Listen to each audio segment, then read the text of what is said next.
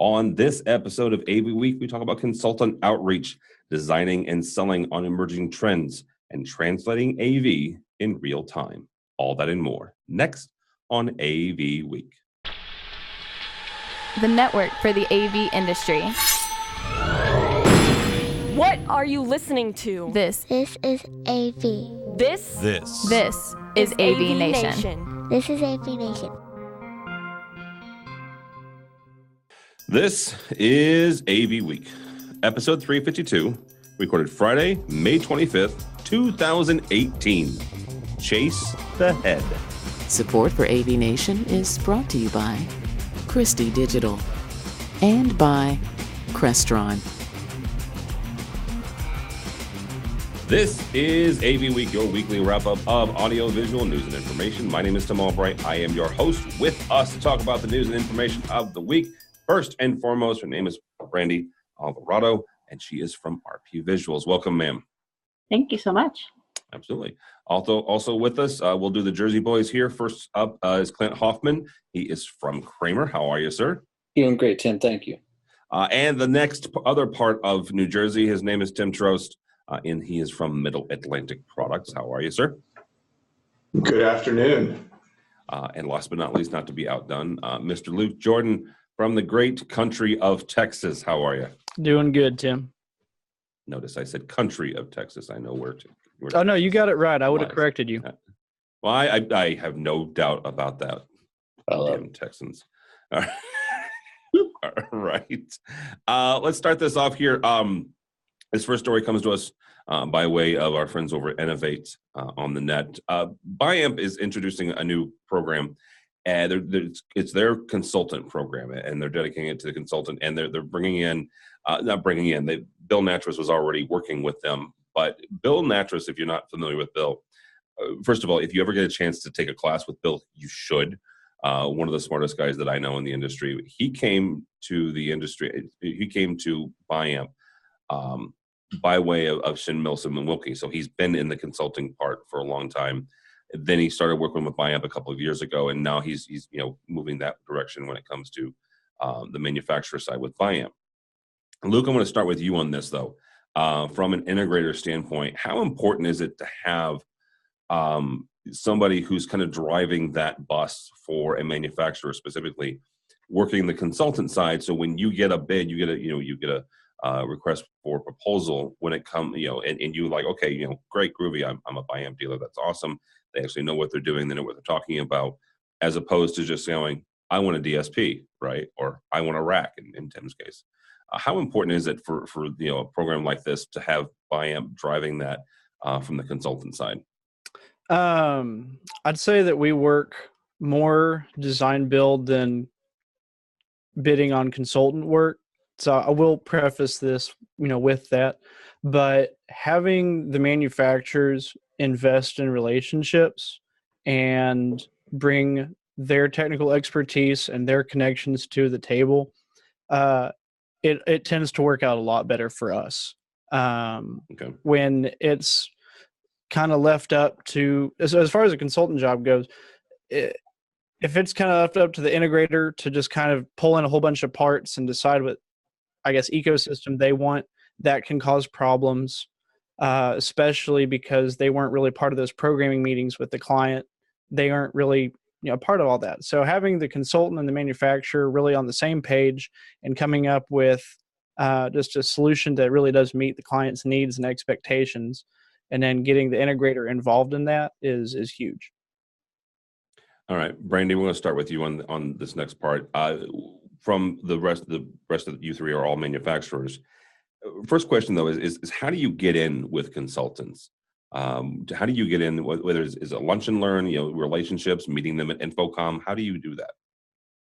A couple of different things actually. We kind of at RP Visuals skewed our business model about 2 years ago, so that we are much more aligned with the consultants, and that's really where we play mostly because of the custom work that we do. We want to be specified in early into a project more so than later. And so for us, really, it's a couple of different things. Obviously, relationships is a big thing. So lunch and learns, like you said, but really for us, what we've tried to do over the last year is create presentations and different courses through AVIXA and through other associations so that we can have the tools to promote ourselves as the thought leader and really align ourselves with the consultants. Very good. Tim, we'll start with you. I'll bring you on this next. What are some of the challenges when it comes to dealing with working with consultants and working with some of the things that they're asking for, whether it's, they're asking you for a product that doesn't exist or, hey, I like this, but can you change this? What are some of the challenges that you guys have run into? Yeah, it's constant every day with the consultant community, working with end users wanting technology that may or may not exist and having environment or spaces that can support the technology. We've worked with a couple of end users that had glass conference rooms and said, where do I put the gear? And so one of the angles we take is with custom designed solutions, not to the scale that Brandy and RP Visuals has, but we've modified many of products to fit in spaces.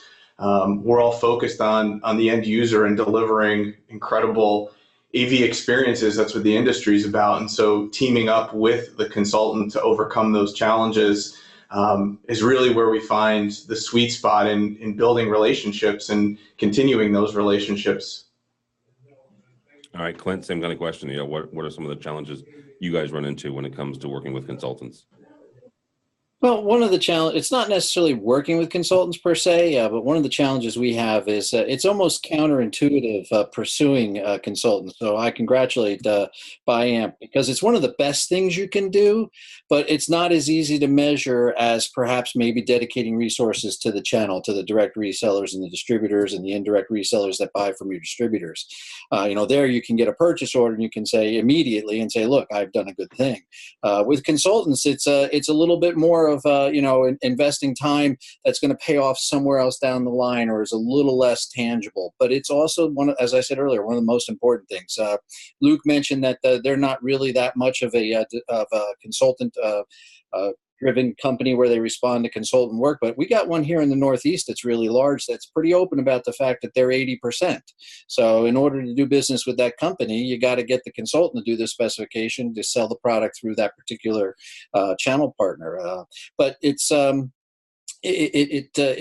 getting in at the beginning instead of chasing the head of the snake instead of the tail of the snake. You can't succeed chasing the tail of the snake. You're not going to flip jobs after they're specified. It's an uphill battle, and so getting in with the consultants and being somebody that they're specifying ultimately important. You mentioned the fact that you can walk away from an integrator with a PO and say I've done a good job, and that changes somewhat when you're dealing with consultants. Is it something where manufacturers are going to have to revisit how they look at that relationship and how they look at KPIs, key performance indicators for folks like you guys and Tim and Brandy when they're working with consultants? Well, okay, you know what? I don't have a PO, but I have this job, and you guys can track it. You mentioned the fact that it might be a year or a year and a half later, but you guys have to adjust that. How do you do that? So in our case, we're actually, first you got to have a dedication to the fact that the consultants are that important to you. One thing you can do, and what we're doing right now, is we're reorganizing our sales force. We relied in the past completely on regional sales managers, and now we're adding 2 resources to every territory. One's a regional sales manager, the other's a field sales support engineer. And the direction of the 2 is slightly different. The RSM, spend X amount of your time on your channel partners and X amount of time on end users that you're going to bring to your channel partners, because we're never going to go around the channel partners ever. And then the field sales support engineer is work with the channel partners, but then the other half of your time you're going to be going after consultants, something we haven't done historically. So yeah, we're doing it from a personnel level, maybe not to the level BuyAmp has just done it, but we're making a concerted effort. Very good. All right, guys. Next story up. We're gonna talk about InfoComm for a couple of weeks, actually probably about a month now. By the time this post, it will be about a week out. One of the days for the second year in a row is Emerging Trends Day. It happens the Tuesday before InfoComm. So InfoComm is June 6th through the 8th. This actually happens June 5th. One of the guys that he actually is a host of one of our shows, Connected, Dave Danto, is going to be a part of it. There are 9 folks that are going to join this group. It's an entire day. It starts at 8 o'clock in the morning. And it's a group of folks that are kind of giving you a roadmap. Brandy, I want to start with you on this. When it comes to education, and this is technically an education session from AVWeek, stuff that like this that looks ahead and kind of future cast, if you will.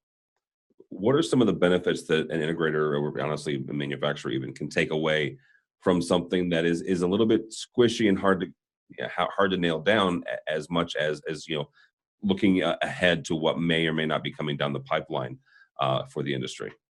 I think it's great.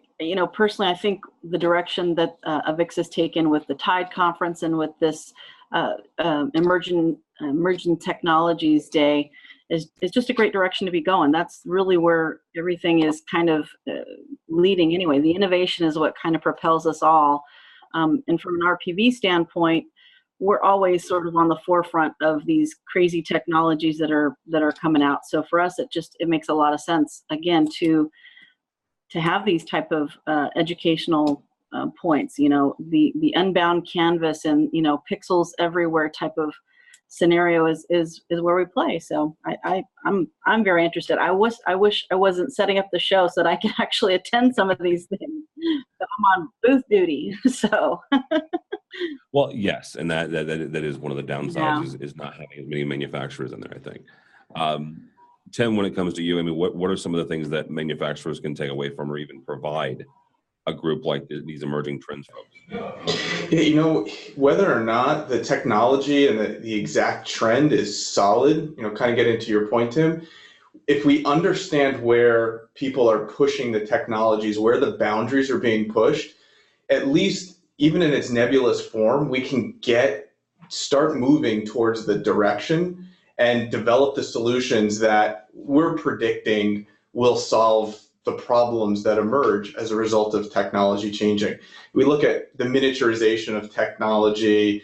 Where does it go? Huddle spaces, conference rooms with more touch screens, larger touch screens. Inevitably, how people work and collaborate in these spaces is a challenge every day to get solved. And every end user sees something exciting on the show floor at InfoComm, but doesn't exactly think about the practicality of implementing it in their office space. And when we get an opportunity as a manufacturer to get insight into the, being an infrastructure company, getting into the insight of the technology companies, it helps us bring their technology to life and makes it more practical and usable to the end user. So for someone like me, a product guy, these events are tremendous, and I think I'm going to try to escape a little bit of booth duty to get out and check it out. I'm recording this, right? I want to point that out. I'm recording this. Anyhow, I'm not going to cut that out. I almost said I'll cut that out, but I'm not going to cut that out. So I leave it in and send it to Lori. That's exactly what I'm going to do. Luke, from the integrator side, this is far-reaching, dude. This is a stretch here, right? As much as I enjoy, kind of future casting as much as the next person, when it comes to integration, you can't design on this, right? Like, you can't necessarily walk out of here and take your client and go, look and see what we can do in 6, 9, 10 months, maybe 2 years. So what are the benefits of an event like this? It really actually has not a whole lot to do with client interaction and sales for me. Eventually it does. It really has a lot to do with more of my business model and me deciding what my company is going to be a part of going forward. So this is actually, AV as a service, unified communications, managed services, all of these topics that are being discussed weren't around a few years ago. That's why it's emerging trends, I guess. But as a company, we've got to decide, is this our identity? Is this something that we start doing? And what does that look like? How does this fit our values, our footprint?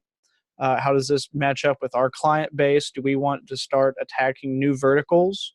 Do we want to start a 24/7 help desk and start doing managed services? Do we want to start doing AV as a service and not focus on selling boxes? And so it's a very different perspective for an integrator.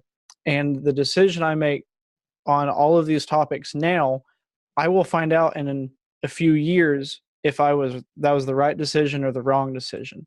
So this is very long term. We have like an issues list on like a whiteboard, and deciding whether or not to do these different trends for our business model is part of that long-term big issue discussion that we're kicking around. So stuff like this is a really big deal for us, because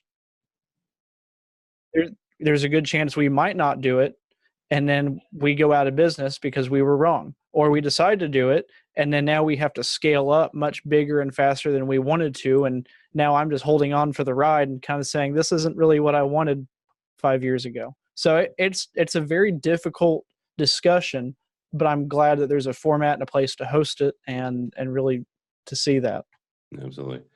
Clint, we'll end this discussion with you. When it comes to the manufacturing, and actually, take it from manufacturing and working with integrators and the consultants, when they come out of this, and some of your folks may well be able to attend it, but there's also going to be a handful of folks that are going to walk out of there and they're going to go to your booth and they're going to go, okay, Clint, I just learned this yesterday, right? I learned this during Emerging Trends. Talk to me about that, right? Talk to me about this. Where are you guys at with that? How do you guys respond to that when it comes to you? You're trying to sell now. You're trying to sell the today. You're trying to sell what you guys have brought to the table, at InfoComm now. But you've also got a client list that's also trying to be, future looking as well. Well, actually, they dovetail pretty well, because we've already come up with some stuff that might not necessarily be mainstream. A control system that lives in the cloud, an enterprise management solution for AV hardware, an enterprise management solution for wireless presentation and collaboration. So those, I want to dovetail off of what Luke said. Those things that he's talking about, the managed services, the as a services. We're thinking that that's the way that this industry is going to go. If you're an integrator, or, you're going to say to yourself, hey, I'd love to start my budget process by saying I'm getting this much revenue coming in next year, period. Now I'll build on top of that, because historically we've been a project-based industry, and projects come and go. They enter the pipeline. You hope you got enough of them in the pipeline to make payroll every other Friday. You start adding some managed services and some AV as a service, and you're getting a regular check. Well, now you can. It's a lot easier. It levels out that cash flow. We're starting to offer these services. That conference validates that. That sends people out of there to come to my booth and say, okay, a bunch of experts just said this is what's going on. Do you have it? And I'm like, yeah, okay. Now I've skipped a step. I've saved a step. Or I can talk to Luke about it because he's got it on the whiteboard, and then he can come and I can say, now that you've seen that and you've heard from them, here's what we're thinking, and we get there faster. And that you actually bring up a really good point. The only counter to that, I would say, is if you're not a manufacturer who can say that, Yeah, good point. We'll leave it at that. Good point. Our last story here, comes to us from commercial integrator. Kudo brings the world to your laptop and mobile in many languages. Now, this is a phone app and a laptop app that lets you translate in real time video conferencing. And Tim, I'm going to start with you on this. Not for nothing, Middle Atlantic is owned by Legrand. Well, and yes, Legrand. Legrand is a French company. If they wanted to, and I'm not saying that they do, if they wanted to, they could have a company-wide meeting, multinational corporation, and they could say, okay, we're going to speak in French, and the folks that are in the Netherlands can listen, in Dutch, and Tim can listen in New Jersey, and, that was a New Jersey joke, guys, come on. Seriously. Yeah, you've been picking on New Jersey. The folks at Milestone can listen in Minnesotan, and another good one. But good one. Yeah, something like this though. Talk about we just talked about emerging trends, and this is something that, oh good Lord, those of you who read Hitchhiker's Guide to the Galaxy, or saw the movie, there's something in there called a babble fish, and then you stick the fish in your ear, and you can listen and talk to any alien in the galaxy or in the universe. and you can understand each other. But that was science fiction in the 70s when Douglas Adams first wrote that. This is something that has taken that beyond that. How does this help, honestly, the integrators and honestly the manufacturers who are putting in these systems and making them viable for the year or the next year when they can do stuff like this? Yeah, it's huge. Just breaking down the language barrier is opens the door up to the globalization of the economy, right? It's always a challenge dealing with offices, whether they be your own, like in Legrand, or with other vendors or customers. And so I think the ability to communicate kind of in your native language and hold meetings like this in your native language will break down a lot of walls. And when it starts to break down walls, it further expands, it drives growth in the industry. It just simplifies the whole meeting experience. Be curious to see how long and how far they can go with this technology, because you look at the underlying voice control layer and so many of the voice assistants that we have. I mean, the technology is progressing so fast that this will be the norm, right? You think about where glasses are going and implantables, and science fiction of the 70s is going to become reality in the 2020s.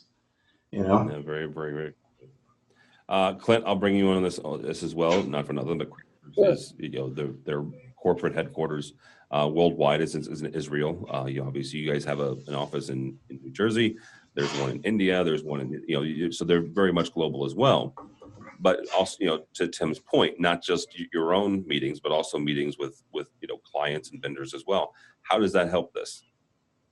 So, Tim, I'm going to take a slightly different point of view. I'm going to suggest that this is probably something that would be great for the tourism industry, but not necessarily required in business. Okay. I don't see an actual benefit. I spent years working at Japanese companies. I've worked working for a company that's headquartered in Israel. I've had meetings throughout Europe over the years, and I've never been in a meeting where everybody didn't speak English. I'm not trying to be an arrogant American about that. It just happens to be a fact. And every meeting I've ever been in, when they did speak their native language, it was because they didn't want me to know what they were saying. So I still don't think it works. Okay. No, that's actually a really good point. Yeah. Yeah. If you don't want me to understand, then speak something other than me. Yeah. They're saying something about me behind my back, and they claim we're going to speak in a different language right now. Yes, absolutely. They're saying that. All right, Brandy. Same thing here. Working with clients around the world. Does this, is technology like this going to help do business globally, or to Clint's point, there's a lot of folks who have English, maybe not as a first language, but definitely as a second or third language. Creo que sí. And the only reason why I say that is that I'm the only one on staff at RPV who speaks Spanish. And so inevitably, when I'm at InfoComm or any of these shows, I get shoved when people are speaking Spanish or different languages, even if it's not Spanish. Go talk to them, type of thing. So tell me they don't push somebody speaking German on you. They try. They're thinking it's Spanish or something sometimes. No, I've had funny situations where people have been speaking Portuguese, not Spanish, and my boss going, "Go talk to them. Go talk to them." And I said, "That's not Spanish. I can't communicate in Portuguese." At any rate, no, I know. I'll try. Right? It's close. I think it's. For us, I mean, we're the distributor for DMP screens to all the Americas, and I think the Latin American market is very much an emerging market for us. And having the ability outside of myself to be able to communicate, as Tim said, breaking down those language barriers. When you can speak in a native language and not just conversationally, but technologically, it is a completely different beast and much appreciated from the other side of the table. So I think it's a great tool. All right. Mr. Jordan, we'll let you end on this one, not for nothing, but Luke is in Texas, and the first language of Texas is Spanish, and the second one is English. And I say that as somebody that has friends down there. Whether that's locally, right, or working with folks around the world, how does something like this help you guys do business, or does it? I'd say that it has value, and it also has constraints. Being a local company, we don't have a global footprint. So as far as conducting business, that it doesn't really help us.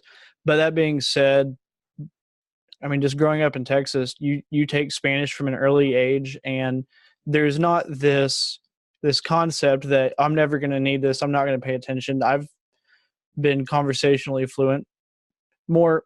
I used to be better, not as much anymore. But I mean, I've always spoken Spanish, and I use it all the time just to communicate, because there is just such a big Hispanic culture in Texas.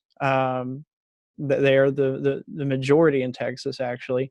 So I kind of agree with what Brandy's saying. Meeting people where they're at, and just going the extra mile to show respect, deference, and that you care about what they have to say, and even just how they say it. I think that's huge. So it might not impact your business. It might be more for fun or for tourism. But I think if you're trying to communicate on a global scale for whatever reason, I think this is a big value. I don't know if I could put an ROI on it for me as an integrator, but that's not really what this is about. Yeah. All right, guys, that is going to end it for us here. Miss Brandy Alvarado, thank you so much for joining us. Having me. Brandy is from RP Visual, and she will be at InfoComm in a booth. So what booth will you be in, ma'am? We're in Central Hall 2170, smack dab between Sony and NEC. Come by and see us. Well, there you go, Central Hall. Mr. Clint Hoffman from Kramer, thank you, sir. Thank you. We'll be at InfoComm too. We'll be in booth at the Central Hall again, booth C 2919. 2919. All right, very good. And Mr. Trost, thank you, sir. Where will you and the rest of the Legrand group be? We'll be showing for the first time as Legrand AV. Mid-Atlantic will be participating with Chief, Vadio, C2G, Wire Mold, and Daylight Screens. Will be in booth C3683. Come check us out. All right, very good. And also, last but not least, Luke doesn't have a booth, so he feels kind of left out here, but he'll be roaming around, going to all three of yours booth. Luke, thank you so much, sir. How do people get a hold of you?